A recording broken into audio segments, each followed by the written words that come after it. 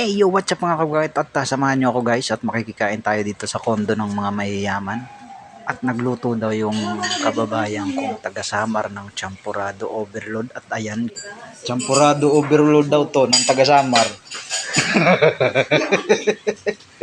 Ha? Makikain tayo dito sa may ano, sa kondo. Titikman natin yung champurado overload nila.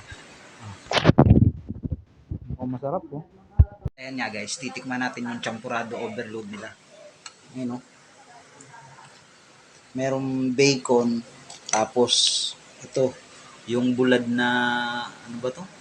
Pusit. Hmm?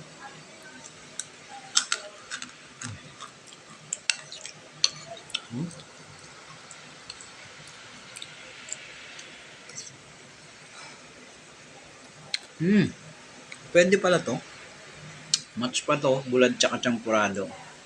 Yung chocolate na ginamit daw, imported galing ano, state. Pwede pala to, yung ano bang comment bulad. mo? What's the comment? Maano, chocolate na chocolate ang lasa, ang sarap. Tapos, ano pang masasabi mo? Tapos bagay pala yung bulad sa ano, champurado. Tapos, yung bacon, Mhm. is an overload na Bagay pwede pala, masabing talagang busog ka. Mhm. Di ba? That's Bagay the pala siya. purpose.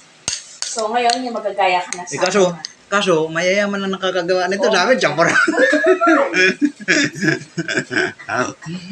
Pwede rin ho gawin niya ng mga taga-summer, kaya mahirap tayong sariling Hindi. tableya. Yung may budget lang ang makakagawa nito eh. May tableya tayo